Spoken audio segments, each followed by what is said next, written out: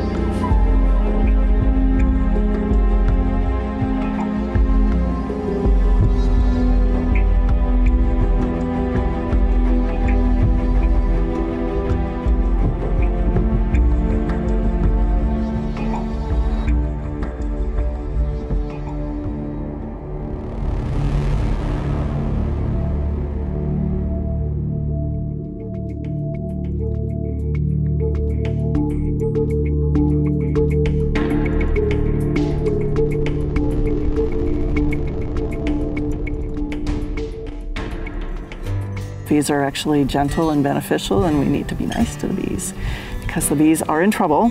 There are a lot of people have heard in the news about colony collapse disorder, CCD, and this showed up in the mid-2000s where commercial beekeepers, several of them in the same year, discovered that their hives were perfectly healthy one day, and they came back for the next inspection a week later, and there weren't dead bees, there were no bees.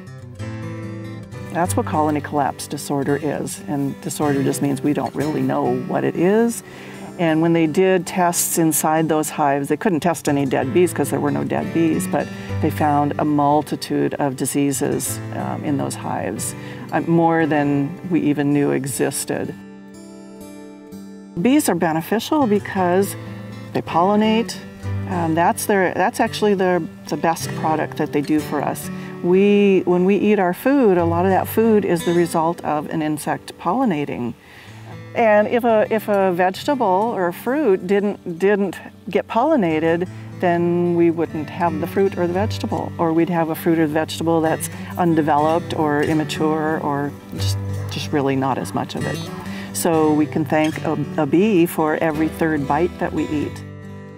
Not only because of the food that they directly pollinate, but also because of the food that they pollinate that then indirectly helps feed other things that we eat, like livestock.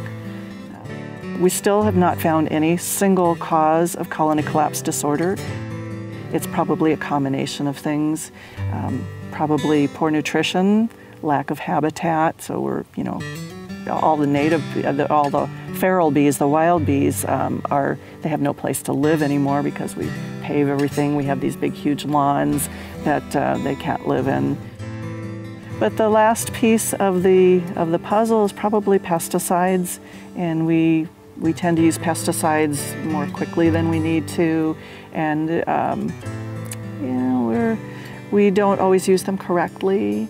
And there's two different kinds of pesticides. A new pesticide that just came on the market and started being widely used around about the time colony collapse. So there are a number of beekeepers that suspect there's a correlation there. But this new class of pesticides are systemic. They're called neonicotinoids. And the neonicotinoids, they are taken up into the whole plant. So when a pest bug comes and chews on the plant, it will die because it gets the insecticide on that leaf, even though you didn't put the insecticide on that leaf. It's in the whole plant. So what this means for the bees is that the insecticide is actually in the nectar and pollen of the treated plant. Well, the bees will bring that back to their hive, the pollen and nectar, and they'll feed it to their young, and they'll eat it themselves. And what that does is continuously expose the entire colony to the pesticide. And this is true not only for honeybees, but also for all the native bees. What's going on right now is many independent research studies seem to indicate that this has several detrimental sublethal effects on the honeybees, as well as the native bees, things that would lead to their decline. If we want to help the bees, so a couple of things: provide habitat, provide food for them. Now the bees need to eat from spring all the way through fall. And if we have just one kind of flower, well, if we have no flowers in our yard, okay, there's nothing for them to eat. And give them a variety of plants, because the bees only get food from the plant when it's blooming. And last resort is chemicals and pesticides. There's a lot of manual things we can do that are less invasive, less destructive to the environment.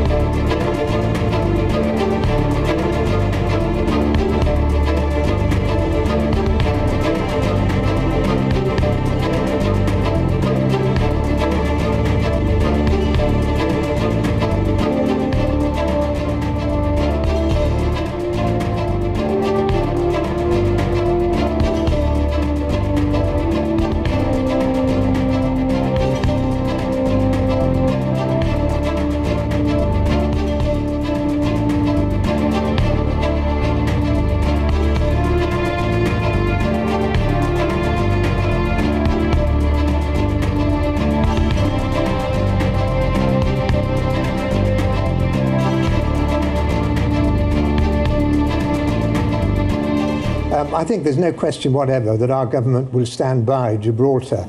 35 years ago this week, another woman Prime Minister sent a task force halfway across the world to defend the freedom of another small group of British people against another Spanish-speaking country. And I'm absolutely certain that our current Prime Minister will show the same resolve in standing by the people of Gibraltar.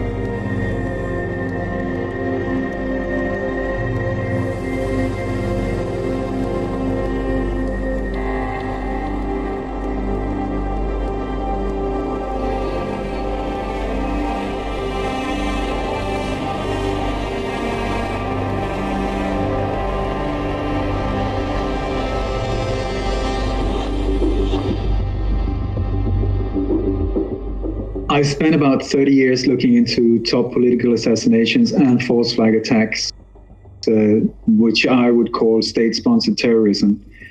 A false flag is where it is the people that are there to defend us that is actually the ones doing these crimes to us, creating an outer enemy to scare us so that we will go into emotional, oh my God, I need to be saved, I need protection, and then accept their solution, which every single time is the same. More and more military police, more and more surveillance, more and more you having to give up your freedom, your liberties, all of that.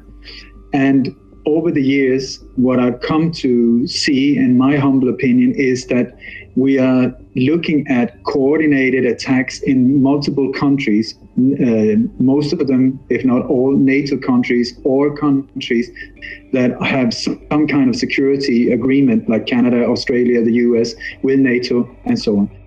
What keeps appearing in these operations that I keep bumping into is the CIA, Mossad, MI6 sometimes, and then whatever agency in that country, intelligence agency that is there. Very often, these agencies are totally connected at the top.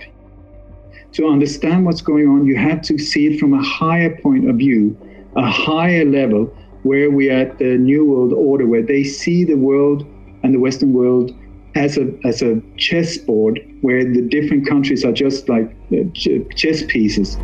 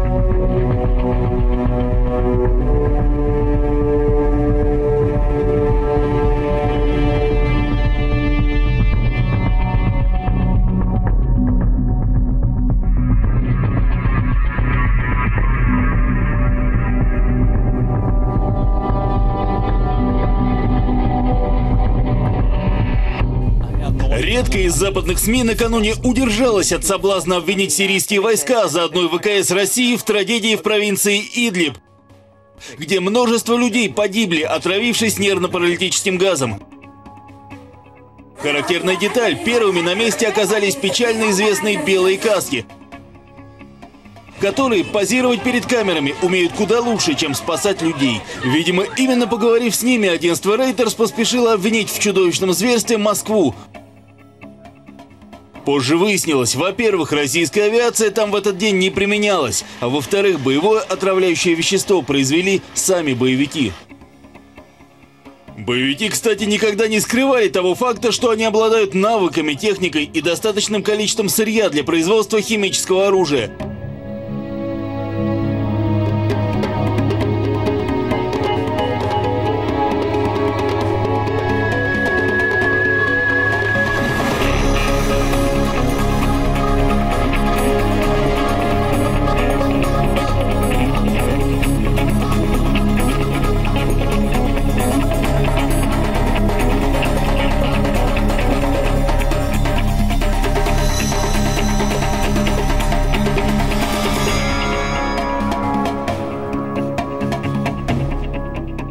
As a criminal expert, you always look for motive.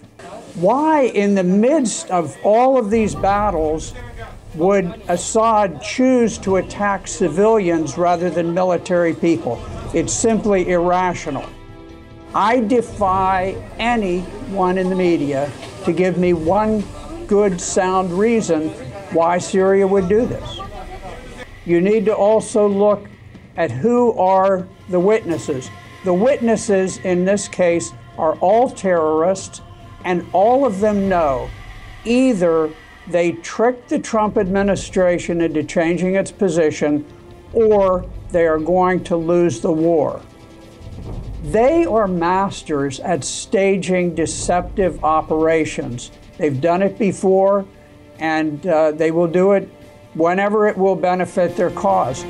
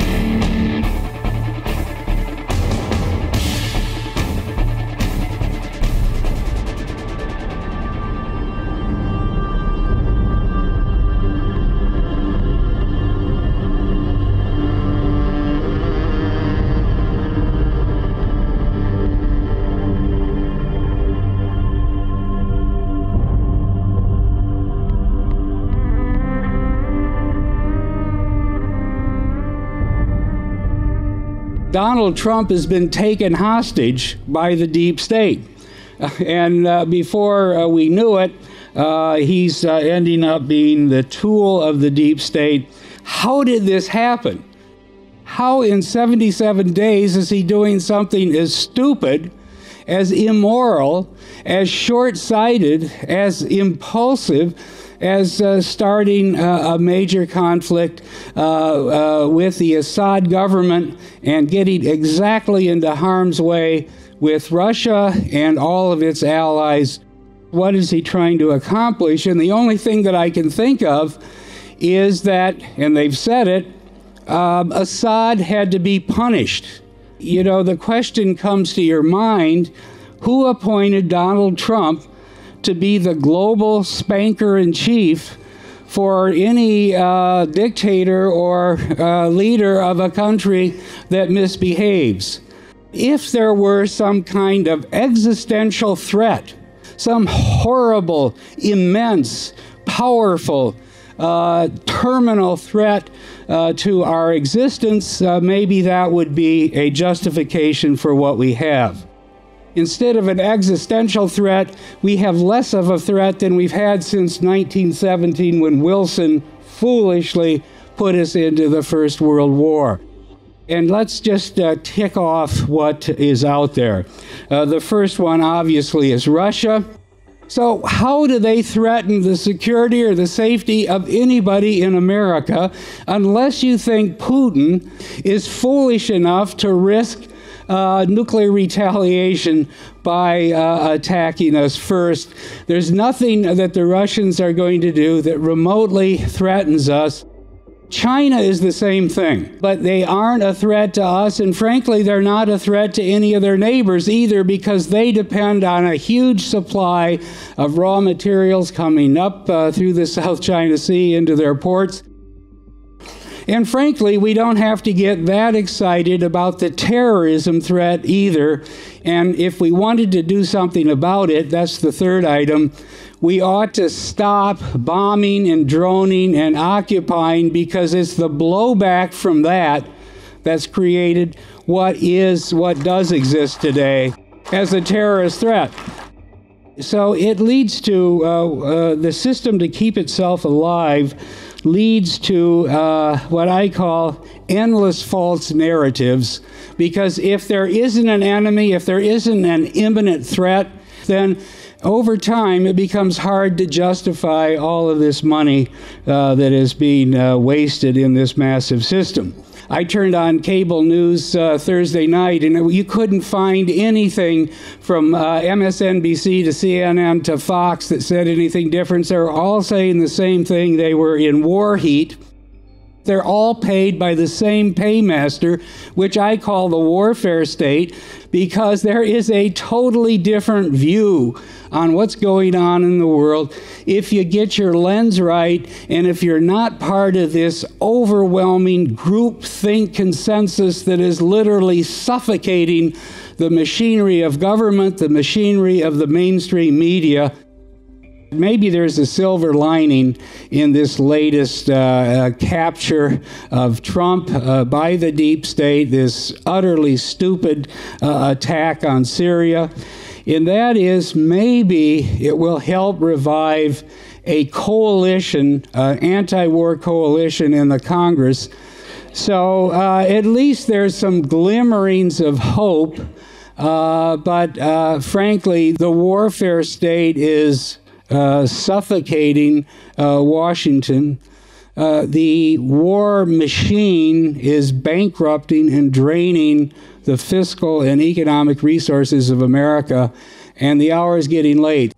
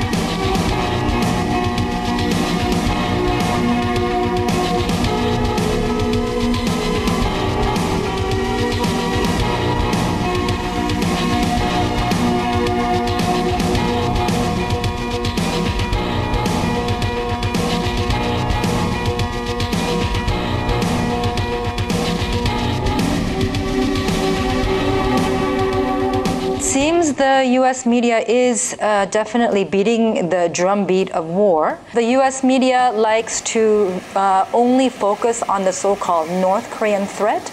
But a lot of what the Western media talks about in terms of North Korea is really based on distorted facts. I believe what is happening right now is that the U.S. is flexing its muscle in order to intimidate North Korea. We have been here before in the past.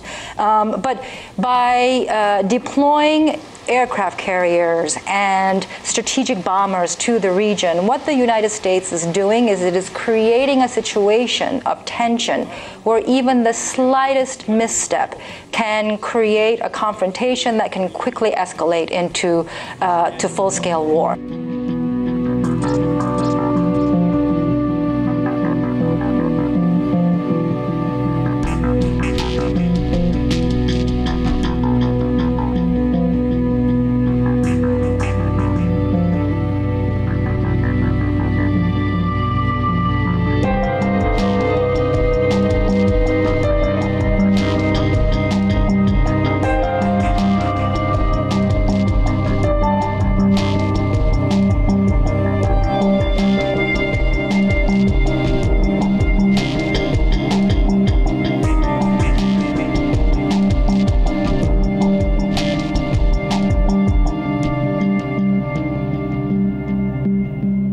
Doch alle so schön und so friedlich miteinander leben.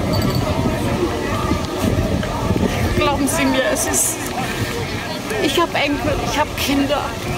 Ich möchte gerne, dass die Welt in Ruhe, dass wir Frieden haben, alle, egal welche Völker. Aber schade ist nur, dass so wenige Menschen sich darum kümmern. Es wird alles im Fernsehen geguckt, nur das, was wichtig ist, das wird nicht gesehen. Und das auch, das, was wichtig ist, wird immer um diese Zeit im Fernsehen ausgestrahlt, wo die Menschen schlafen. Das arbeitende Volk noch, sage ich mal. Und das macht mich sehr, sehr traurig. kann Ihnen gar nicht sagen, wie schlimm es ist.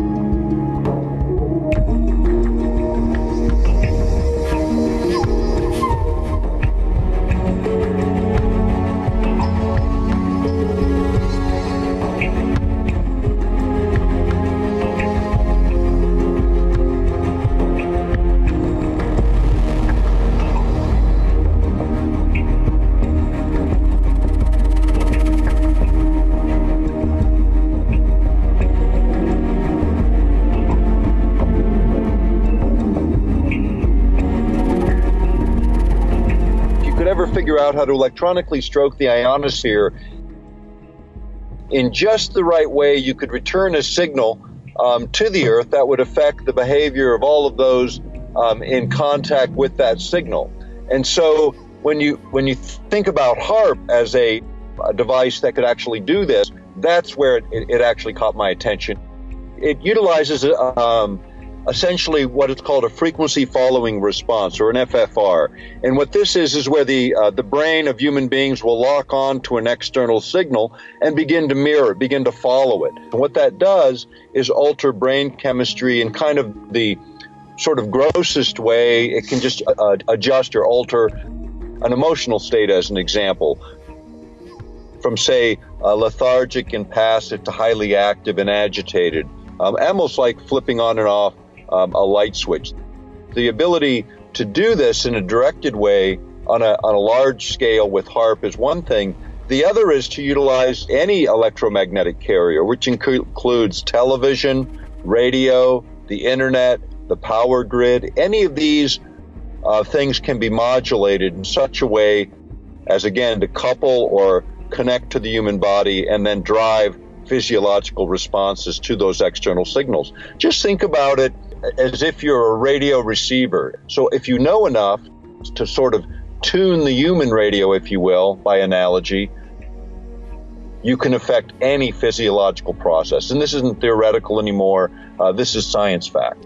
This is the direction in which our military is going for two purposes. One is, they say, for communication with our own troops, and two is for disabling or degrading adversarial troops by being able to override essentially the operator, the human being themselves. If you can affect the operator in such a way, you can literally shut down warfare. But not just in warfare. The idea of utilizing these technologies in the civilian sector, this is where I have deep concerns, because the constraint of government is not such that they will constrain themselves in this regard. The temptation to use these technologies historically has been too great, and the abuses have been recorded in the record going back now over 50 years. There's over 500,000 Americans, just Americans alone, had been victims of human experiments ranging from the things we're talking about today to a number of other technologies that were tested. The fact is, these projects continue on. Unwitting victims are the only way you can really test these things in the field. And I would suggest that a lot of that testing happens overseas, outside of the boundaries of the United States. This is what will drive us in the wrong direction. Utilizing these techniques in combination with big data will change the way in which the world functions, and it will not be in favor of the average human being. The elites are worried because as we look at these very technologies designed to potentially enslave us, they are the very same underlying capacities that, in fact, can free us. The mind control experiments of the U.S. government yielded one very valuable piece of information. Each of us has within us a unique capability as created human beings, where the same potential that is synthesized by man in mind control technologies and the ability of human beings to do tremendous things with mental processes is being shown in biophysics labs around the world. We are more than we think, and the greatest threat to the elites is an awakened possibility free of fear. Because in fact, fear and worry inhibit your ability to reach the higher states of consciousness, the very thing we need in the planet today.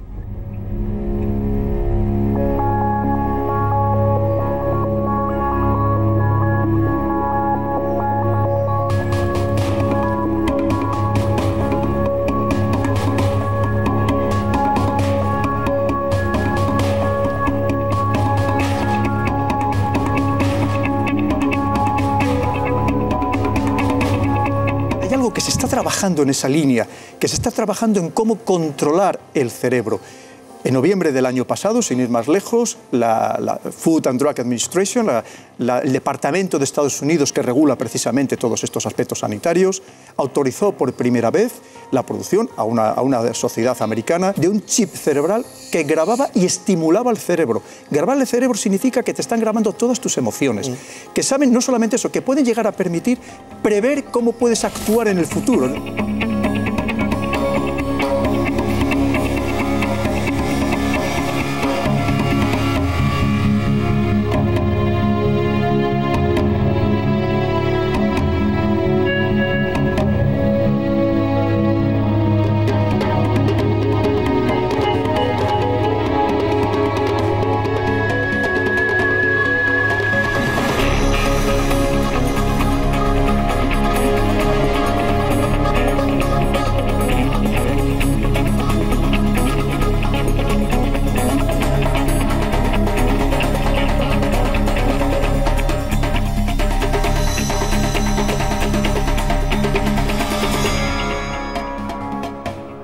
Everything in our reality is a frequency, everything.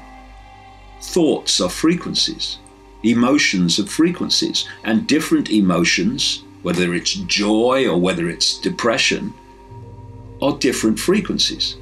The human brain works in a certain frequency band and processes information in a certain frequency band.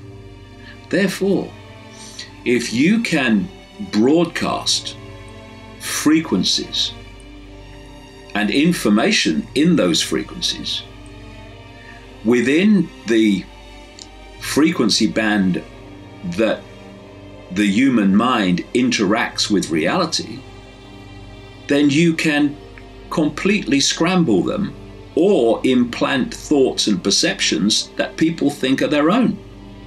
A violent protest, that is a frequency. People getting mass agitated, in mass states of fear. These are all frequencies. And if you can broadcast frequencies in a community or in an area, you can create mass hysteria, you can create mass fear.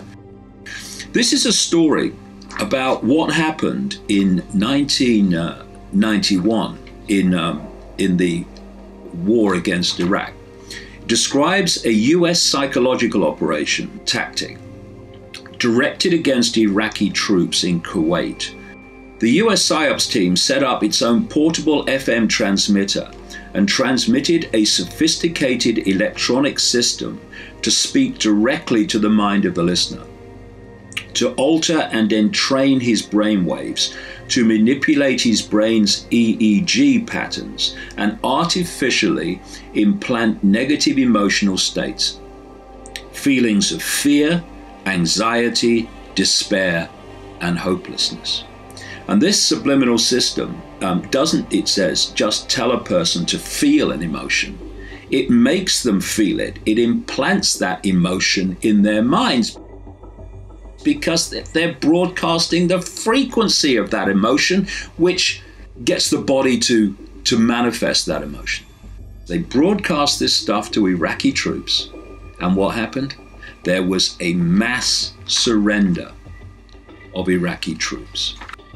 You can use these same techniques to program someone to carry out a terrorist attack. Over and over and over again, you see people involved, particularly in America, in mass shootings, which of course traumatize the population, among many other things, who are clearly under forms of mind control and were triggered to do it when you look at the background evidence. Are we so naive as to believe that's not being used on the general population to bring about reactions, responses, and behavior from the target population? Of course they are. And when you look, therefore, at this now gathering and fantastic already grid of transmitter towers, of Wi-Fi, of smart meters, these are frequencies being broadcast into the environment. People largely don't realize the scale of mind control to which the global human population is constantly subjected. We are at the crossroads here. We take our minds back, or someone else completely takes them over.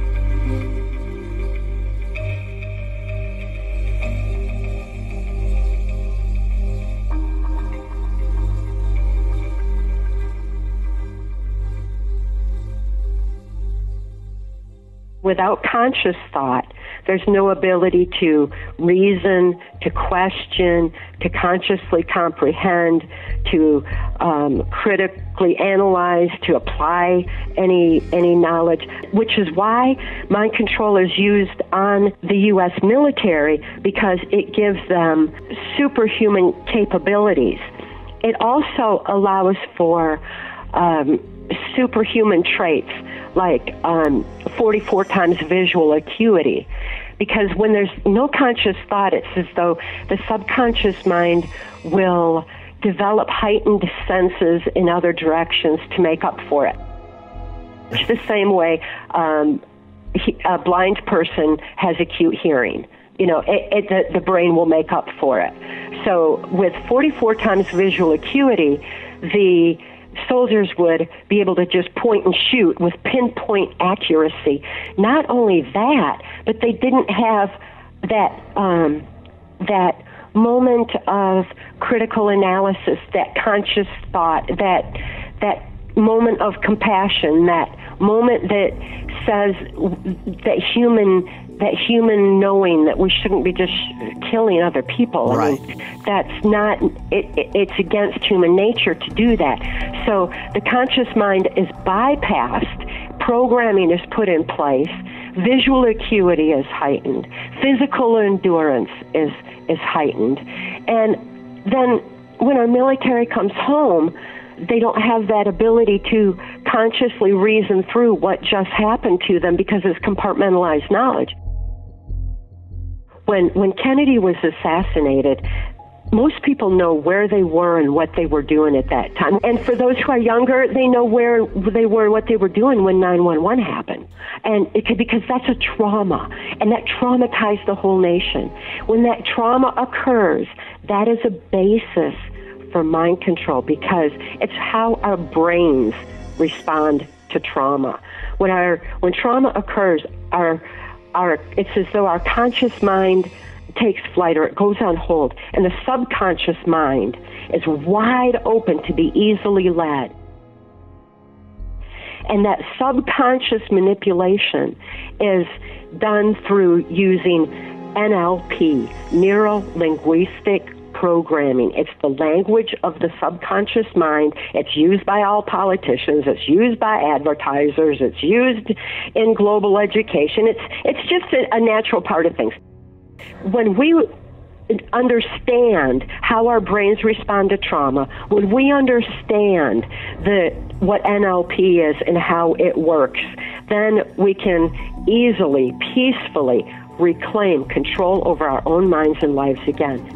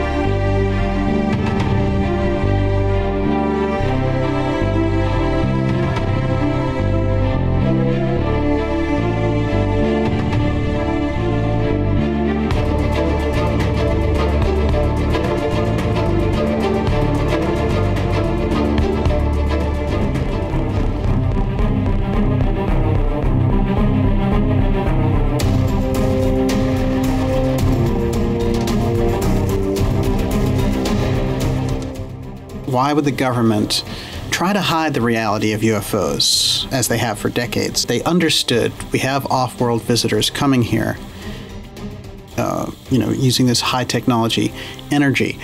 We can imagine why they might lie about it. It's technological advantage, military applications. But what are some of the other reasons that you see for this? Social and political control. I mean, it's political control 101. Information control. Those who control the information flow have their hand on the lever of power. Why do these aliens go skulking around the shadows? Most of them, the evidence suggests they've cut deals. Why do any espionage agents go skulking about in the shadows? Because they're wheeling and dealing in secret. That's espionage 101. Control of information, control of personnel, control of institutional or organizational assets. You keep a tight lid on it, and that's your answer right there.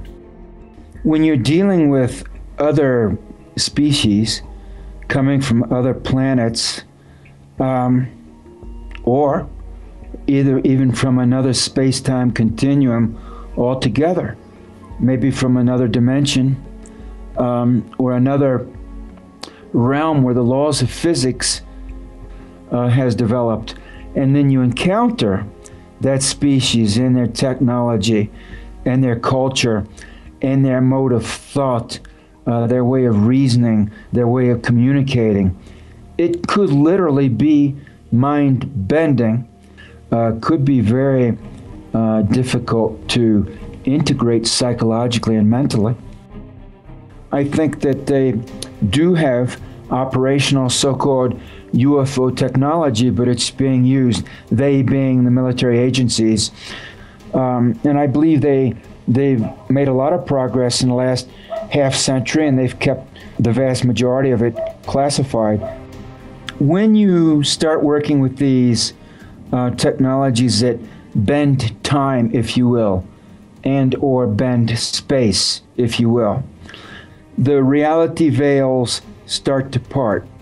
The veils of reality between dimensions, the veils of reality between different modes of perception, the veils of reality may be between literally other physical universes.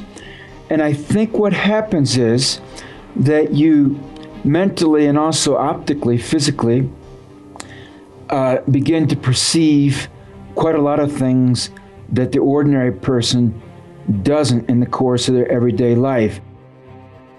There are thousands and thousands, unknown thousands of cases of so-called aliens or extraterrestrials very much, so to speak, manifesting themselves to ordinary people. You see, they're different groups. And the ones who've cut deals with the major governments, for example, and military and espionage agencies, do have a hierarchical command or organizational structure. But the evidence suggests there are other groups for whom that means nothing. And so they, therefore, to them to talk to the president is meaningless. For them, they would say, who is this guy? He's corrupt, he's incompetent, he's dishonest, he's not very intelligent, so why would I waste my time?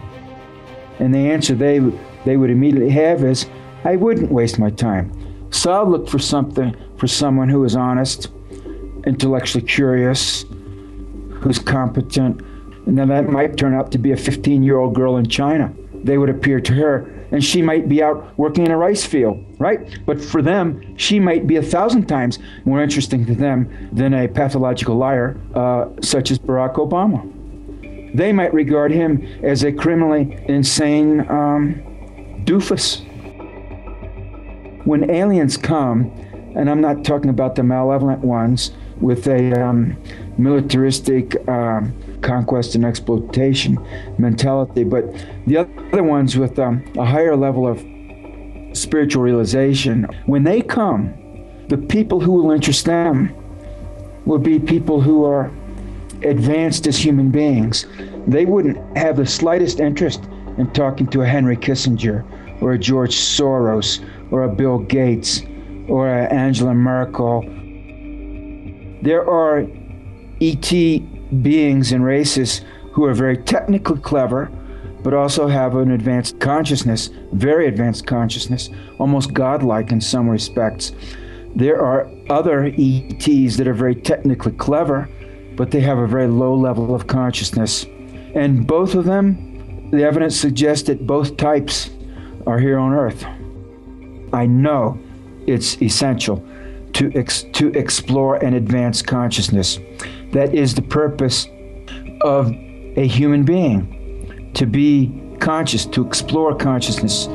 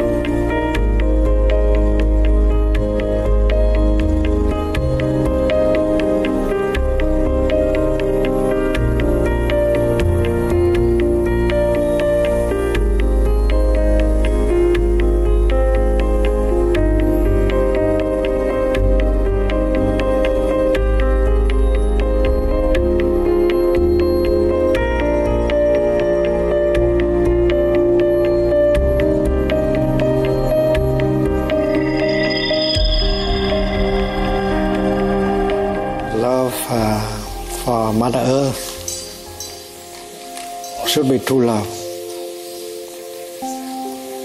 And if it is true love, it can bring a lot of happiness to you and to Mother Earth. And romantic love, if it is true love, it can also bring a lot of happiness. But if it is not true love, it will make you suffer and make the others suffer as well. True love needs 4 elements.